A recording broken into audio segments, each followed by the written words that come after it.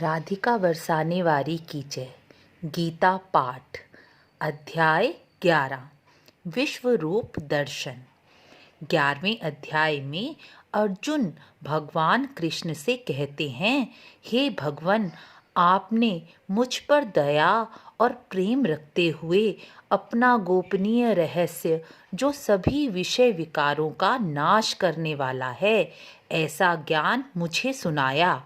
आपने संसार की प्रलय, उत्पत्ति, सभी लोकों का आप में लीन हो जाना, यह सब ज्ञान आपने मुझे दिया। आपने जो जो कहा उसे मैं भी सत्य मानता हूँ, लेकिन यह सब सुनने के बाद मेरे मन में आपका ज्ञान, ऐश्वर्य, शक्ति, बल, वीर्य और तेज युक्त रूप को अपनी आँखों से देखने की इच्छा हो रही है। यदि आपका वह रूप मुझे दिख सकता है तो मुझे उस अविनाशी रूप के दर्शन कराइए। यहाँ अर्जुन कृष्ण का वह अविनाशी रूप देखना चाहते हैं, जो भगवान ने गीता के 10वें अध्याय में अपनी महिमा, अपने विस्तार का वर्णन किया है। यदि हम भी संसार की ऐसी किसी वस्तु की महिमा व गुण सुने तो साधारण मनुष्य के मन में भी वह वस्तु देखने की इच्छा पैदा हो जाएगी। तो यहाँ तो अर्जुन ने भगवान के मुख से ही भगवान की महिमा, गुण, विस्तार के बारे में सुना है, तो कैसे उसके मन में भगवान के अविनाशी स्वरूप को देखने की इच्छा प्रकट ना होती। लेकिन क्या अर्जुन अपनी देहिक स्थूल नेत्रों से भगवान के उस अविनाशी स्वरूप को देख पाएंगे? नहीं। भगवान कृष्ण यहाँ कहते हैं, हे अर्जुन, तू इस देहिक स्थूल नेत्रों से मेरे उस अविनाशी स्वरूप को देख ही नहीं सकता। इसलिए मैं तुझे दिव्य दृष्टि प्रदान करता हूँ। मेरा यह रूप ना पहले सृष्टि में किसी ने देखा है, जो ना कोई देखेगा। यह कहकर कृष्ण अर्जुन को दिव्य दृष्टि प्रदान करते हैं। यहाँ कृष्ण समझाना चाहते हैं कि मुझे तत्व से जानने के लिए, देखने के लिए कुछ तो योग्यता होनी ही चाहिए। जैसे आपको एक साइंस का उदाहरण देती हूँ।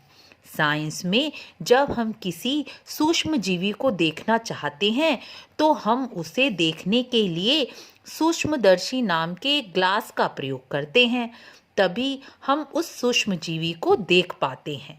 अपनी देहिक नंगी आंखों से नहीं देख सकते।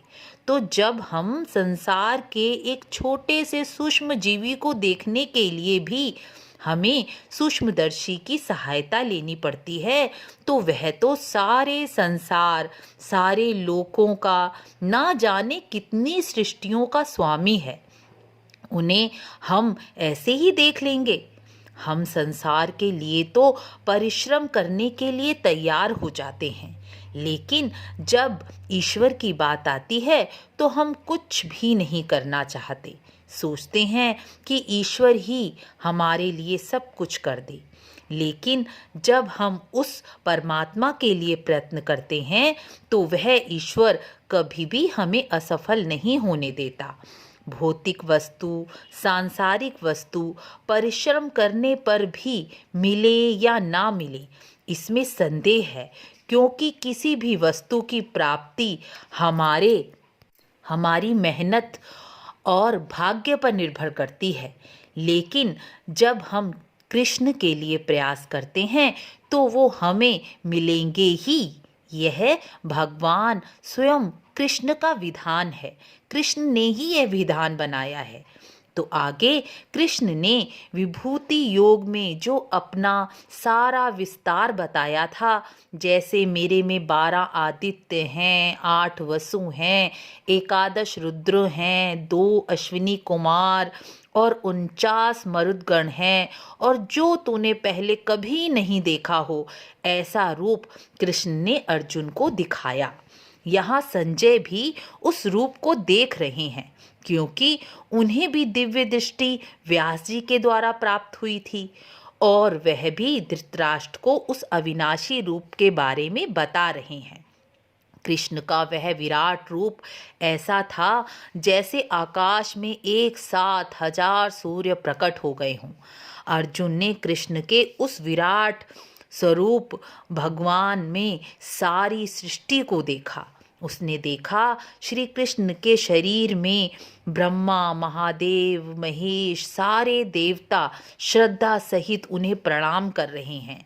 श्री कृष्ण के मुख में सारी कौरव सेना, भीष्म पितामह, द्रोणाचार्य, कर्ण को जाते हुए देखा। और तब अर्जुन बोले, हे विश्वरूप, आपके अनेक हाथ, पेट, मुख और नेत्र हैं। आपका न आदि है न अंत। आपका प्रकाश इतना तेज है कि सब जगह प्रकाश ही प्रकाश है। सूर्य चंद्रमा आपके नेत्र हैं, अग्नि के समान आपका मुख है। स्वर्ग और पृथ्वी के बीच का आकाश और दिशाएं आपसे ढक गई हैं। सारी देवता, सारे ऋषि आपको प्रणाम कर आपके नाम और गुणों का गान करते हुए मैं आपके भीतर ही देख रहा हूँ। सभी ऋषि और सिद्ध कल्याण हो ऐसा कहकर उत्तम सूत्रों से आपकी आराधना कर रहे हैं।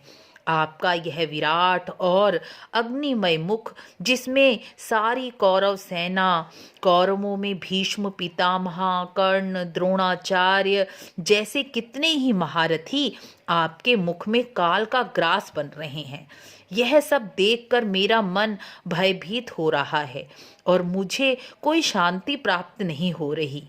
इसलिए हे सूदन, आप शांत प्रसन्न चित्त वाले चतुर्भुज रूप, जिसमें आपके हाथों में शंख, चक्र, गदा, कमल, पुष्प शोभित होता है, उसी रूप में मुझे दर्शन दे। अर्जुन कहते हैं, हे देवों में श्रेष्ठ, मैं आपको बारंबार प्रणाम करता हूँ, नमस्कार करता हूँ। मैं आपको तत्व से जानना चाहता हूँ, क्योंकि आपकी प्रकृति को मैं नहीं जानता।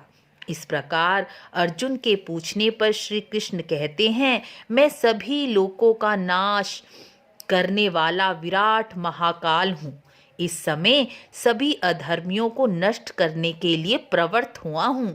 इसलिए जो तुम्हारे सामने सेना है, सेना में योद्धा हैं, वे सब तेरे बिना भी मारे जाएंगे, अर्थात तेरे युद्ध ना करने पर भी इसका सबका नाश हो जाएगा। इसलिए तू केवल निमित्त मात्र बन, अपने को निमित्त मात्र मानकर यश को प्राप्त कर और शत्रुओं पर विजय प्राप्त कर। पृथ्वी पर धर्म की स्थापना में मेरा सहायक बन।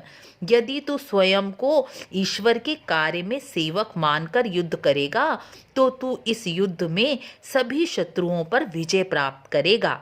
इसलिए युद्ध कर। और यह कहकर भगवान कृष्ण ने चतुर्भुज रूप धारण कर अर्जुन को दर्शन दिए। तब अर्जुन गदगद होकर गदगद वाणी से बोले, हे अंतर्यामी, आपके नाम गुण कीर्तन से सारा जगत हर्षित होता है और इससे आपका प्रेम भी प्राप्त होता है। और दूसरे भयभीत राक्षस और दूषित कर्म वाले लोग भयभीत होकर दूसरी दिशाओं में भाग जाते हैं। आपको ब्रह्मा, महेश, सभी देवी देवता, महर्षि गण, सिद्ध भक्त सभी नमस्कार करते हैं।